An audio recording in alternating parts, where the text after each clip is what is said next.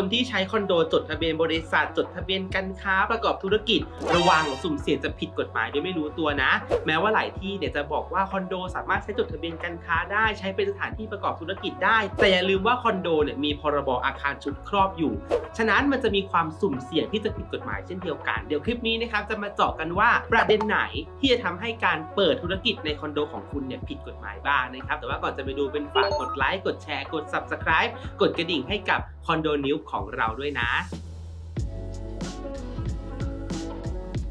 ประเด็นแรกทุกคนเป็นเชื่อว่าคลิปนี้เกิดคำถามและบางคนที่ไม่ได้คลุกคลีด้านการจดทะเบียนการค้ากรมพัฒนาธุรกิจการค้าใดๆอะไรอย่างเงี้ยน่าจะเกิดคำถามว่าใครมันจะไปจดทะเบียนการค้าในคอนโดนึกออกไหมคอนเทนต์นี้ทำขึ้นมาเพื่อใครแล้วก็การจดทะเบียนการค้าการประกอบธุรกิจในคอนโดเนี่ยมันสามารถทำได้จริงหรือเปล่าเอางี้เดี๋ยวขอแยกประเด็นก่อนเป็นประเด็นแรกคอนเทนต์นี้จะเหมาะกับคนที่ทำธุรกิจเล็กๆของตัวเองในคอนโดเป็นอาชีพเสริมเนาะบางคนที่เป็นเห็นเนี่ยก็คือมีการไลฟ์สดขายของมีการแพ็คของกันในคอนโด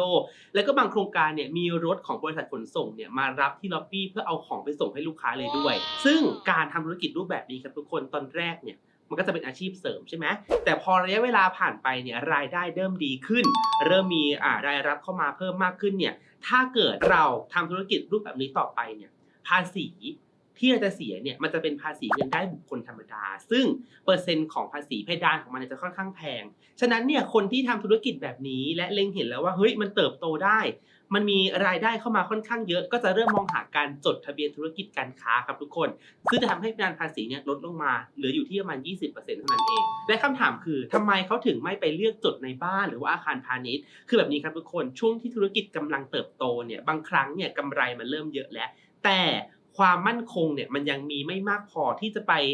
ขยายธุรกิจได้รวดเร็วขนาดนั้นนะครับหลายคนจึงเลือกที่จะใช้คอนโดของตัวเองนี่แหละเป็นที่ตั้งเป็นที่จดทะเบียนการค้าจดทะเบียนการประกอบธุรกิจต่างๆครับซึ่งตามหลักแล้วเนี่ยคอนโดถือเป็นอสังหาริมทรัพย์เหมือนกันและก็สามารถจดได้ครับทีนี้ครั้นจะให้เบนยืนยันเองคนเดียวเนี่ยก็ดูจะเป็นคำตอบที่ไร้น้ำหนักเกินไปสำหรับประเด็นของการจดทะเบียนธุรกิจการค้าในคอนโดเนาะเบนก็เลยได้ไปสอบถามนะครับแล้วก็ได้คำตอบจากฝั่งของกรมพัฒนาธุรกิจการค้ามาว่าสรุปแล้วเนี่ยมันทำได้หรือไม่ได้นะครับทาง DBD เนี่ยเขาก็ตอบพร้อมกับอ้างอิงกฎหมายที่เกี่ยวข้องกับประเด็นนี้มานะครับว่าเจ้าของห้องชุดนะครับมีกรรมสิทธิ์ในการใช้ทรัพย์ส่วนบุคคล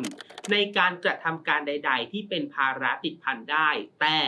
ต้องไม่กระทำถึงโครงสร้างความมั่นคงและไม่ก่อให้เกิดความเสียหายต่ออาคารและอยู่ภายใต้ข้อบังคับของนิติบุคคลครับซึ่งโอเคมันก็เป็นพวกกฎหมายหรือว่าเป็นข้อบังคับในคอนโดทั่วๆไปเลยนะครับก็คือผู้ซื้อเนี่ยมีสิทธิ์ที่จะตกแต่งปรับปรุงเปลี่ยนแปลงนะครับพื้นที่ภายในห้องของตัวเองได้แต่ไม่สามารถปรับปรุงเปลี่ยนแปลงสิ่งอื่นใดที่กระทบต่อโครงสร้างหลักของตัวอาคารหรือว่านอกห้องของตนเองได้นั่นแหละนะครับซึ่งสิทธิตรงนี้นะครับมันก็จะหมายรวมถึงการทำธุรกรรมใดๆที่เป็นภาระติดพันเช่นการจดทะเบียนการค้าด้วยครับแล้วประเด็นต่อมาที่ก็มีการถกเถียงกันหลังจากว่าจดได้หรือไม่ได้ก็คือการจดแวตเพราะว่าการจดทะเบียนการค้าการทำธุรกิจต่างๆเนี่ยมันจะต้องมีการจดแวตใช่ไหมซึ่งประเด็นนี้เนี่ยเป็นข้อถกเถียงกันมากเลยว่าสรุปแล้วเนี่ยจดทะเบียนการค้าในคอนโดได้แต่ว่าจดแวตไม่ได้ก็ไร้ความหมายหรือเปล่าแต่ล่าสุดนะครับทุกคนเมื่อเดือนธันวาคมปี65ที่ผ่านมาเนี่ยกรมสรรพากรนะครับก็ได้ออกมาประกาศว่าเขามีการแก้ไข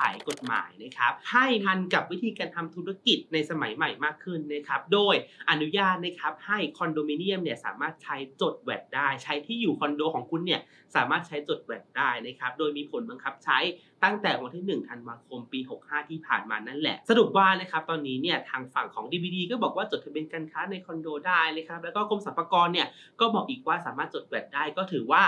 ค่อนข้างจะครบถ้วนแล้วนะสำหรับการประกอบธุรกิจในคอนโดก็ขอปรบมือให้กับ2หน่วยงานนี้ครับในการที่เหมือนกับว่ามี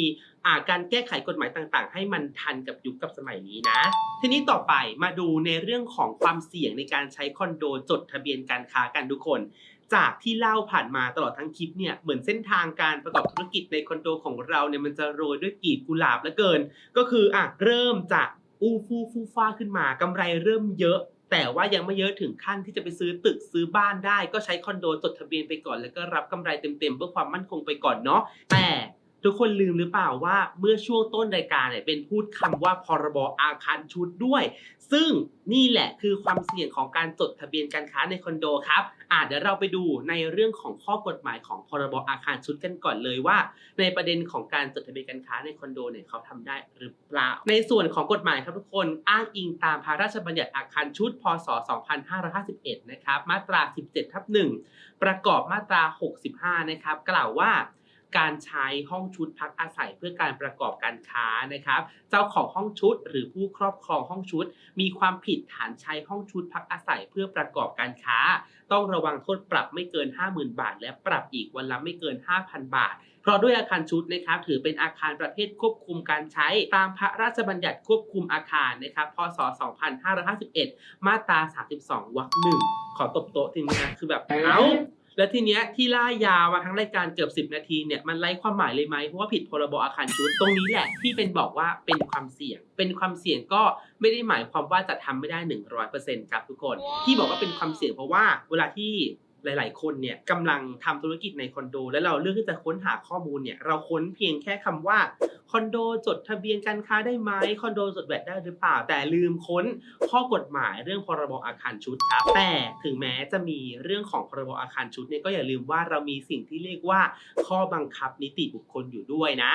ช่วงคลิปหลังๆเนี่ยเป็นพูดถึงเรื่องของข้อบังคับนิติบุคคลเยอะมากเลยครับเพราะว่าจริงๆถ้าเกิดว่าตามเนื้อผ้าเลยเนี่ยตัวพรบที่เป็นอ้างอิงเมื่อสักครู่นี้เนี่ยก็เป็นพรบที่ค่อนข้างเก่านะครับก็มีมานานแล้วเนี่ยมันไม่ค่อยจะสมเหตุสมผลกับการประกอบธุรกิจหรือว่าการค้าขายในปัจจุบันเท่าไหร่นะครับก็เลยต้องย้อนกลับมาดูนะครับที่ตัวข้อบังคับนิติบุคคลว่าในอาคารชุดในคอนโดของเราเนี่ยมีข้อบังคับนิติบุคคลว่าห้ามทำการค้า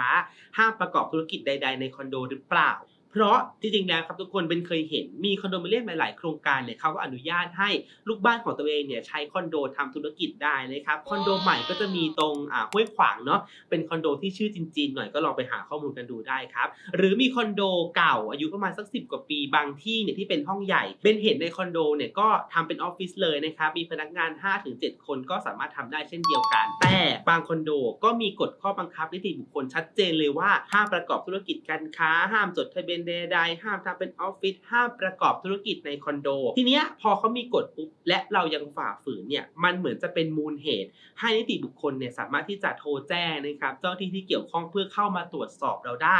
ทำให้มันมีข้อที่จะผิดกฎหมายอยู่ก็คือเรื่องของพรบนั่นแหละเอาเป็นว่ารับรู้รับทราบเอาไว้ว่าทางกรมพัฒน์เนี่ยบอกว่าจดทะเบียนการค้าได้จดทะเบียนธุรกิจได้สรรพากรบอกว่าจดแวดได้แต่พรบเนี่ยยังห้ามอยู่แต่ถ้าข้อบังคับนิติบุคคลไม่ได้ห้ามก็แปลว่าสามารถทำได้แต่ถ้าเกิดว่าข้อบังคับนิติบุคคลห้ามแปลว่าเขาใช้พรบชุดนี้มาอ้างอิงและจะทำให้การจดทะเบียนการค้าของคุณนั้นผิดกฎหมายในคอนโดนั่นเอง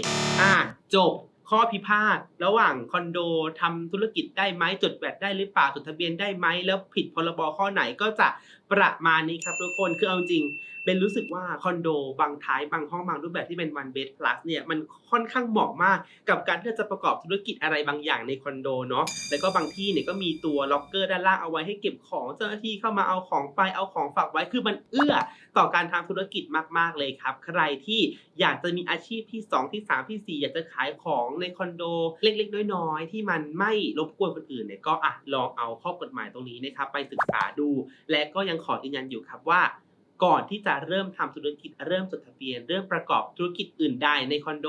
ให้ไปเช็คข้อบังคับนิติบุคคลก่อนนะครับว่าสามารถทำได้หรือไม่แล้วก็ย้อนกลับมาศึกษาเรื่องพรบแล้วก็ย้อนกลับไปเรื่องของการจดแวดแล้วก็เรื่องของการจดทะเบียนการค้าต่างๆด้วยนะครับก็ฝากไว้เท่านี้ครับทุกคนถ้าเกิดว่าชอบคลิปนี้นะครับเป็นฝากกดไลค์กดแชร์กด Subscribe กดกระดิ่งให้กับคอนโดนิวของเราด้วยคลิปหน้านะครับจะมาทอล์กกันเรื่องอะไรเป็นฝากติดตามด้วยวันนี้ไปก่อนสวัสดีครับ